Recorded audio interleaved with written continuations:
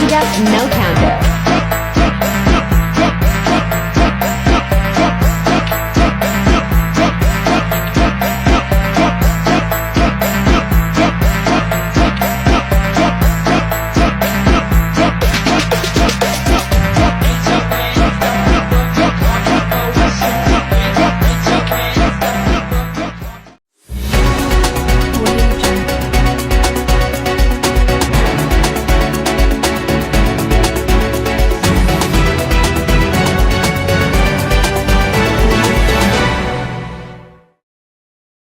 Selamat siang pemirsa. Hari ini kita akan melihat bagaimana kondisi dari COVID-19 di RSUD Dr. M. Asyari Pemalang yang 5 tahun lalu mengubah kehidupan di seluruh dunia. Setelah puncak dari pandemi COVID-19 yang terjadi di Indonesia beberapa tahun lalu, kini pandemi COVID-19 sudah mulai mereda dan tidak separah seperti dulu lagi. Di Pemalang sendiri, selama pandemi COVID-19, tepatnya pada tahun 2021, terjadi lonjakan pasien COVID-19 yang signifikan, yang mengakibatkan banyak pasien tidak mendapatkan penanganan yang tepat hingga berujung banyak yang meninggal dunia. Berikut adalah wawancara tentang perkembangan COVID-19 serta kondisinya sekarang ini dari narasumber kami, yaitu Wakil Kepala Ruang Cucakrowo, Ibu Mei Idawati, yang akan diwawancarai oleh rekan kami, Bima Wicaksono. Baik, terima kasih. Di sini saya akan mewawancarai seorang ibu wakil kepala ruang Cucakrowo. Baik Ibu, sebelum dimulai, di sini saya akan memberikan beberapa pertanyaan. Baik Ibu, yang pertama, apakah pasien RS saat ini masih parah seperti dulu saat masih marak-maraknya COVID-19? Dan kalau boleh tahu, seperti apa sih Bu kondisi rumah sakit sekarang? Terima kasih untuk pertanyaannya. Kalau sekarang jauh berkurang, tidak seperti waktu adanya pandemi COVID ya. Kondisi pasien sudah kembali normal seperti biasa. Hanya saat-saat ada kasus-kasus tertentu, misalnya seperti yang sekarang itu, karena cuaca ya, kondisi cuaca sekarang itu tidak menentu, kemudian peralihan pancaroba kalau dari musim ke panas sama dingin itu biasanya itu nanti ada kenaikan kasus. Jadi, kenaikan kasus itu ditandai dengan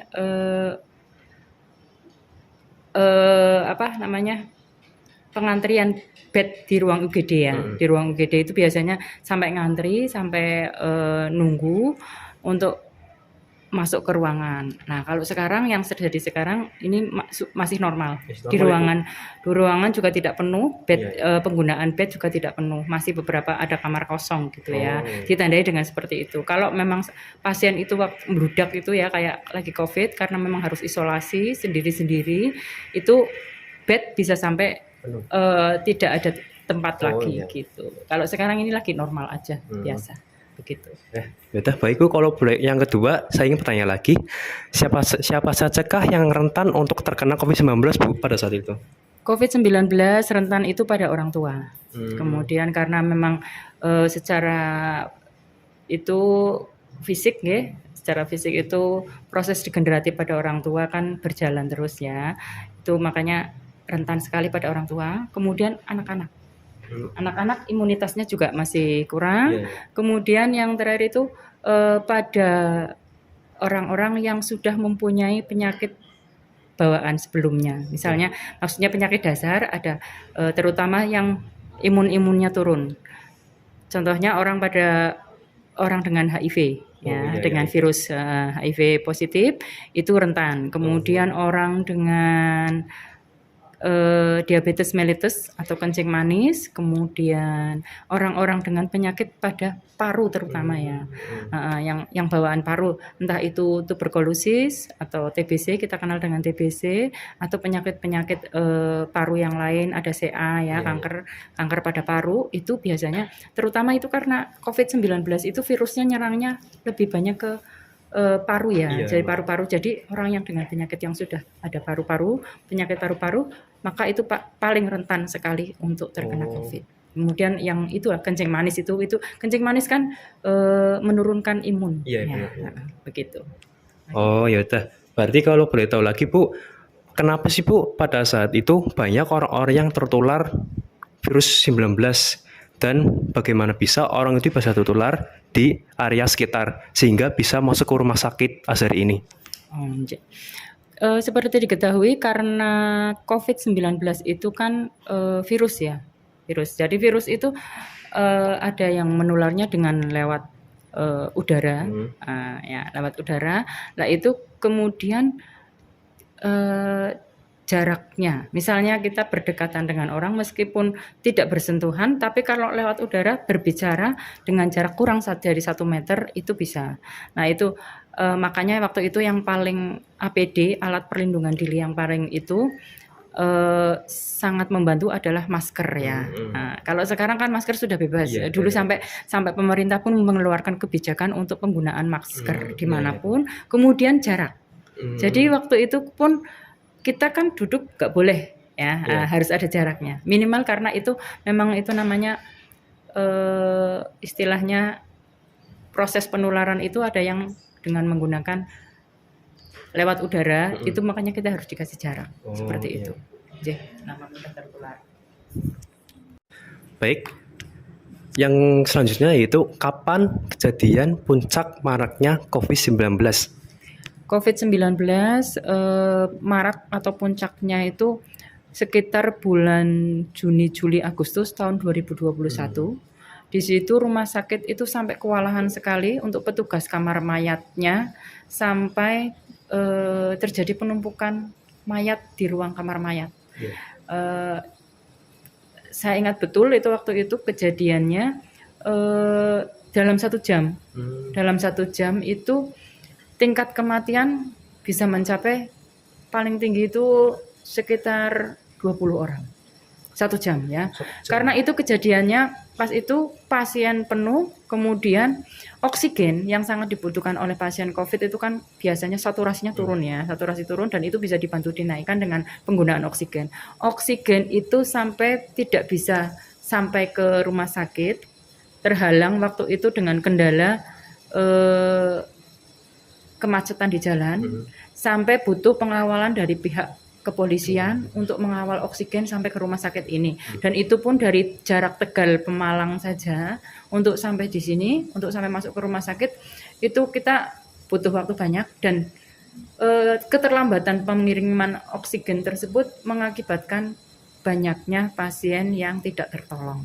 Ya, gitu. Oh, seperti itu ya.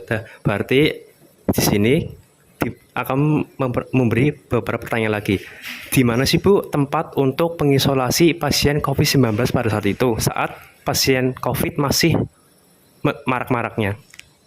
Untuk ruang isolasi di Rumah Sakit RSUD Dr. Pemalang yang pertama kali dibuka adalah ruang Raja Wali. Ruang Raja Wali itu waktu itu pasien masih sangat sedikit ya, istilahnya belum banyak yang diketahui, kemudian belum menyebar meluas sampai ke kabupaten. Kemudian setelah ke Raja Wali tidak mampu menampung, dibukalah ruang Cucak Rowo saat itu. Kemudian Cucak Rowo dengan kapasitas kamar itu ada 10 kamar. Ya, berarti hanya menampung karena isolasi COVID itu 1 kamar 1 pasien ya. Kemudian 10 kamar ketika saking maraknya akhirnya rumah sakit satu persatu membuka yang bangsal yang seharusnya untuk umum, untuk pasien yang tidak COVID, itu akhirnya dibuka di ruang. Setelah Cucak Rowo, itu ada ruang Nuri, setelah Nuri penuh, geser ke ruang Jalak, Jalak penuh, sampai geser terakhir adalah ruang Camar. Setelah itu, sampai di ruang Camar, sudah full, ternyata kasus menurun. Itu pun menutupnya juga mipil. Yang pertama, yang tidak dijadikan ruang isolasi, Camar buka dulu untuk bangsal ya. Karena untuk proses pembukaan seperti itu kan juga ada prosesnya, yaitu disinfeksi ruangan semua ya. Kemudian pokoknya semua yang terkena virus dianggap itu kita lakukan disinfeksi ruangan, bukan hanya sekedar alatnya, dari bednya, dari kemudian meja dan peralatan yang digunakan, kemudian kamarnya juga kita disinfeksi dulu, baru digunakan untuk tempat yang lain. Itu pun pembukaannya juga bertahap. Ruang Camar dibuka, kemudian pasien semakin sedikit, ruang jalak, kemudian setelah ruang jalak, ruang nuri, bertahap seperti waktu pembukaannya, penutupannya juga seperti itu sampai akhirnya kita buka semuanya untuk tidak ada lagi kasus pandemi COVID dinyatakan sudah berakhir begitu. Oh, seperti itu. Ini kalau boleh tahu yang terakhir, Bu. Kalau boleh tahu bagaimana sih, Bu, para perawat pada saat itu bisa menangani beberapa pasien COVID-19? Padahal pada saat itu kan obat vaksin masih terlihat sangat minim. Ya, kalau di sini untuk penanganan kita sesuai guideline dari pemerintah ya. Sesuai guideline-nya pemerintah itu kan obat-obat yang digunakan adalah obat-obat antivirus ya. Kemudian sesuai gejalanya atau istilahnya simptomatis sesuai dengan gejala yang diderita oleh pasien. Karena setiap pribadi, setiap manusia itu unik. Kemudian sama-sama virusnya masuk, tapi gejalanya bisa berbeda pada masing-masing orang. Tapi pada umumnya adalah mengalami sesak seperti itu, ya kita obati sesuai dengan gejala tersebut. Simptom tersebut ya, tanda-tanda dan gejala dari pasien sendiri. Kemudian yang paling utama adalah obat virusnya tersebut, antivirus. Kemudian ditunjang dengan saat itu vaksinasi juga sudah dilaksanakan. Akhirnya alhamdulillah kita semua bisa mengatasi seperti itu. Jangan salah, kita juga petugas tidak sedikit yang terkena juga, karena memang kita berhubungan dengan lingkungannya, berhubungan dengan pasien COVID-nya, akhirnya petugas juga banyak yang terkena. Dan itu pun sistem manajemen kita alhamdulillah bisa ya, istilahnya mengatur tenaga mana yang harus diistirahatkan, kemudian mana yang kita istilahnya maksimalkan untuk melayani pasien. Saat itu alhamdulillah kita bisa mampu melewati itu semua. Okay. Oh, seperti itu. Ya, Bu. Makasih atas wawancaranya. Mohon maaf, Ibu, apabila saya mengganggu. Baik, semoga dari wawancara ini bisa bermanfaat bagi kalian semua. Terima kasih, Bu, atas wawancaranya. Sama-sama. Semoga sukses. Ya. Berikut juga adalah kondisi ruang Cucakrowo dan ruang Raja Wali yang dulu digunakan oleh RSUD Dr. M. Asyari untuk menangani pasien COVID-19. Nah, di sini kami akan memperlihatkan situasi terkini dari ruang Cucakrowo yang dulunya sebagai ruang isolasi COVID-19 pada saat maraknya terjadi COVID-19 yang begitu merajalela di Indonesia. Oke, saat ini kita berada di ruang Raja Wali, salah satu ruang yang digunakan untuk tempat isolasi pada masa COVID-19 saat sedang marak-maraknya di Indonesia.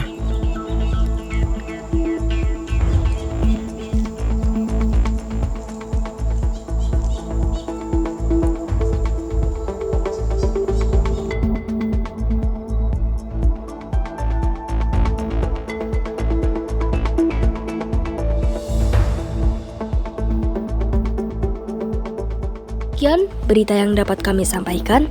Saya Dwita Aluning Tresna, pamit undur diri.